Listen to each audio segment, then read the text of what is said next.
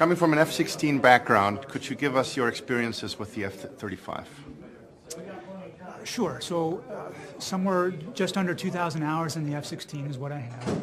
And overall, just under 3,000 hours between my fourth generation airplanes that I've flown in the development and test area and the fifth generation F-35. From an F-16 standpoint, all the time that I was flying, everything that I was doing in an F-16 was always, I'll call it two-dimensional. It was very much, I know what I need to go do, and I know how I need to go do it. And I have all the information available to me in order to do that, presented in a certain way. If I want to look at a certain sensor, I'm going to look at a certain spot in the cockpit. If I want to try to transition and use outside references, I'm going to use an outside reference that I know from my knowledge of what the canopy looks like, and then I'm going to use that as reference to actually see where that target might be referenced, what I saw on that different sensor information that's coming in on the cockpit. And if I need a third piece of information, I'm going to look at a different spot in the cockpit. I'm going to put that together, and when I need to put it all together and use all three pieces of information, I'm going to do that one place, and that's up in here. You use training and you use all of your experience to do that and do that well, so that you can go out there and actually accomplish the mission. That's from an F-16 standpoint. From an F-35 standpoint, the game is just a little bit different. And from an F-35 standpoint, I have a fusion engine that is doing just about all of that work for me. And it's an amazing piece of information. It's taking all the information from my sensors. So I talked about 3 different sensors from that F-16 standpoint. Well, it's taking all those, whatever I have, number of sensors on the F-35, from my airplane. But it's also taking that information from other airplanes, my wingmen. It's taking that information, and now it's going to build it through its own brain. It's the fusion brain now that's going to give all that information to me. And then it's going to present it on one display for me. Where am I looking in the cockpit to know everything about the environment that's going on around me? I look to my one display. I know what's going on around me because all the information is coming through in fusion. How much processing time did my brain have to do in order to figure out what the environment looks like around me? None. So how much processing time do I have available to go out and do my job and do my mission?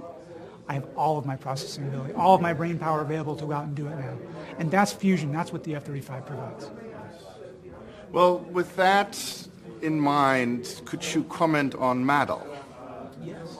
So one of the pieces of information that Fusion provides is your own ship information from your sensors. Your MADL, our data link between the F-35s, is going to bring that information from the other aircraft, from your other wingman, from whoever else is out there in the MADL environment. And from a Fusion standpoint, Fusion is going to take the information from your own ship, from the other aircraft over MADL, and it doesn't matter who it's coming from. It's still going to build that picture for you and give you all that information around you. And depending on where your wingmen are and how far away they are, what kind of a picture they're building is only expanding and giving you even more than what your own sensors might see. So it's giving you more of that big picture awareness of what the environment around you really looks like. So in a communications negated environment, how can the F-35 survive? Right, or maybe even just highly contested communication environments. Sometimes I need to ask a question from my flight lead, or I need to communicate a vital piece of information to my wingman because that's my only means of communicating that. The F-35 is not limited just to that voice communication anymore. You now have, via that MADL, that link, I can communicate all the information I need over MADL and be able to execute the entire mission without communicating over the radio. If I have lost my ability to communicate over the radio, I still have that ability to communicate and direct, have my wingman receive that direction, and then see what his results are afterwards. It's all presented to me, and I have that information without having to communicate over the radio to do it. So in the negated environment, you're going to get the mission done. Have you flown with other nations' aircraft as well? That means in an F-35, in a joint environment. In a testing environment, I have done absolutely in a testing environment in the F-35, And from a standpoint of being communication and over metal, my fusion engine is getting information and it's presenting information to me, and it's as if I am flying with one nation's worth of information coming across on metal to me. It's no different. I've also had the opportunity to fly in different environments outside of the testing environment, where it's in this Fort Worth environment we have production flight where an aircraft comes off the assembly line and we fly in that environment as well. And from that standpoint I've been able to fly other countries' aircraft along with U.S. aircraft, and that information is provided to me via fusion as if it was all one nation. So closing up, what are the benefits of the F-35 for the future? The benefits of the F-35, it is absolutely the most advanced, most capable, most connected, and most survivable aircraft out there right now. And project that into the future. That's where it is right now. Project that into the future.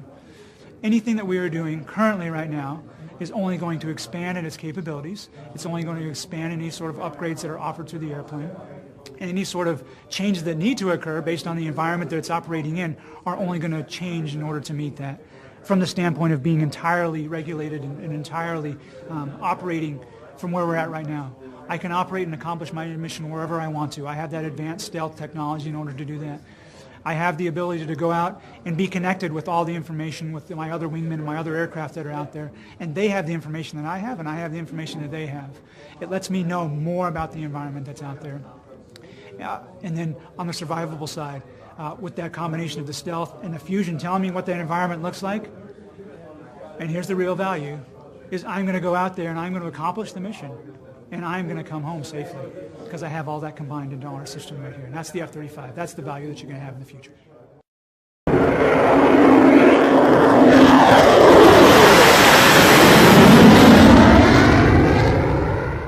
It's very comfortable. This helmet, this is a version 3 helmet, so one of the newer ones. It is slightly heavier than your legacy head-up.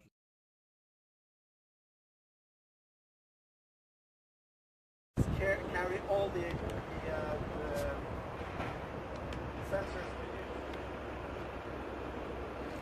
Has my name on it. Very good Norwegian jet, my favorite jet. And then you have 2 big weapon bays.